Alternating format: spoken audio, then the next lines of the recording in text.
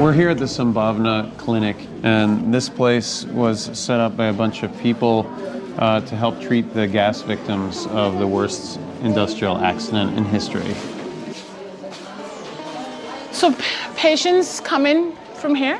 This is a forum, basically, where we determine their history of gas exposure, how far they were living, or were they sleeping in a tent that night, and then their severity grade is determined. These are some of the disabled children, and every system of the body has been affected. You know, the musculoskeleton, the nervous system. 40% of the women coming here under 40 have menopause. Yeah. Oh. This is so cute. Hey, oh my God. Hey. We got the news that Dow is willing to pay $12 billion. I mean, first we felt the news was too good to be true. And Dow was too bad for the news to be true. Yeah. But still we thought maybe it is true. Maybe they've just seen sense in this. Yeah. I mean, for about an hour, we were under that impression. Yeah. Did people cry with joy? Yeah. I cried. Oh, no. I know lots of people cried. Were you kind of angry at first, though, when you heard it was a hoax? No, I wasn't angry. No. Wow. You think it was worth it? Totally worth it. Okay. We are saying no more Bhopal. What people have gone through here, no one else in the world should go through this. I think we're in Shivaji Nagar, and it's been a little bit of a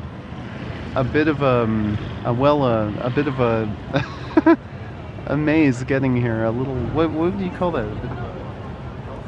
We got lost. That's what it's called. We're trying to meet up with a journalist to interview, and we got lost. Here he is. Oh my God. Okay. Rajkumar Keswani broke the disaster story. In fact, he broke it years before it actually happened. So you had already predicted how many times that the disaster would happen before it happened? In newspapers 4 times, once to the chief minister, dozens of times to the local legislators, and once to the Supreme Court. I am the most unfortunate person in this world who has got the recognition for his failure. Had I succeeded, it wouldn't have happened.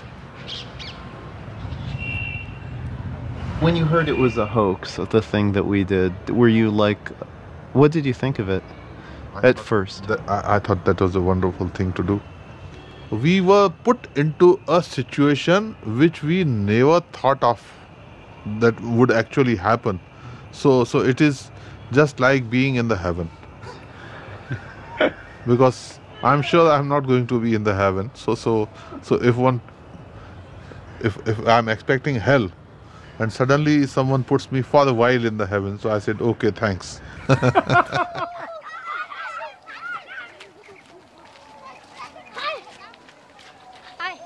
20 years since the disaster, the poisons left behind at the plant were still leaching into the groundwater. Communities that you see in red have not gotten a single drop of clean water. Oh, really? Yeah. Until now? Until now. 8 communities are getting about 12% of the requirement. But this is contaminated water. Some of them used to drink, cook, wash clothes.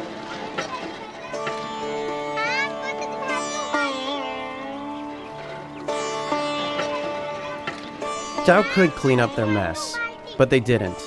Instead, they spent tens of millions of dollars on an ad campaign to clean up their image. For each of us, there's a moment of discovery. And just then, in the flash of a synapse, we learn that life is elemental. And in the dazzling brilliance of this knowledge, we may overlook the element not listed on the chart. Its importance so obvious, its presence is simply understood. The missing element is the human element, and when we add it to the equation, the chemistry changes. The human element is the element of change. The human element. Nothing is more fundamental nothing more elemental.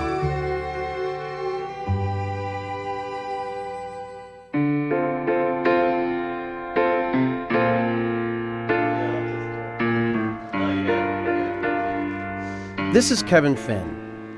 He trades bonds. This is what I do, sit here and just look at this screen for, 12 and 14 hours a day. It's very romantic, actually. More than anyone else we knew, we thought Kevin could explain why Dow wouldn't do anything to fix Bhopal.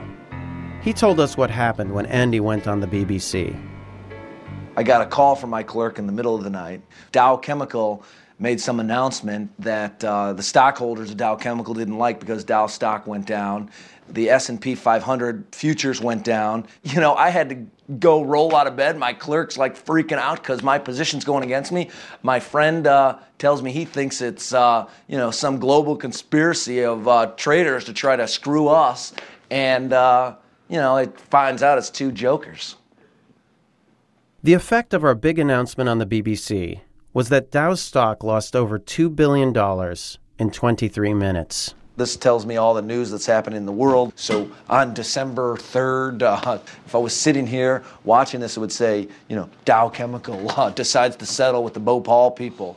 And then people that own Dow Chemical be like, sold! Everybody we talked to about that was really happy that Dow was doing the right thing. Sure, okay. I mean, I'm not saying that they shouldn't be. I'm just saying that, sure, it seems like a good thing, unless I guess you're a Dow Chemical stockholder and you're expecting the $20 billion to go towards a dividend to come back to you or to come to buy some new chemical plant, and it's going to these people that, at least at this point, aren't able to get any money. I mean, you could see how they could be upset about that, right? We were confused. As kids, we learned that it was bad to do something bad. And if you did something good, you got a reward. Yet when we announced Dow would do something great, the market gave Dow a spanking. So how could we get companies to do the right thing? We needed to change the rules of the market. But that meant regulation, and regulation meant government. The only problem was, government was drinking Friedman's free market Kool-Aid. Free markets are working miracle after miracle of economic growth. Open markets and rule-based trade are the best engines we know of. But when the government stepped back and let the free enterprise system do its work, then the better we did, the more robust our economy grew, the better I did, and the better my business grew. For the last 30 years, the leaders of most powerful countries did whatever the free marketeers recommended. And what they recommended was simple. The solution is not to have government to intervene or regulate in some way. In fact, most problems will solve themselves if ignored, and let free people working in free markets address them. Following advice like this, governments around the world got rid of a whole bunch of regulations meant to protect people, like in banking. I'm confident that the degree of harm or spillover effect, whatever subprime mortgages go bad, that the market will devise ways to minimize and diffuse the negative effects.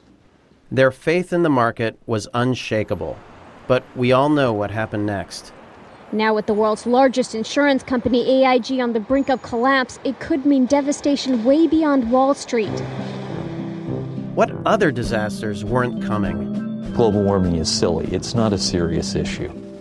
Warmer is healthier, and warmer is more pleasant, and that's why states like Arizona keep gaining population rapidly. There are benefits to global warming. Cold-related deaths will actually decrease considerably. Just like with the subprime mortgages, our free market friends were doing all they could to stop government from intervening. Except here, the stakes were higher. I think it's quite possible that if it weren't for groups like ours, that the United States might very well be in the Kyoto Protocol by now. And if you've seen the ads that we ran about a year ago, which we produced in-house on this global warming, where our essential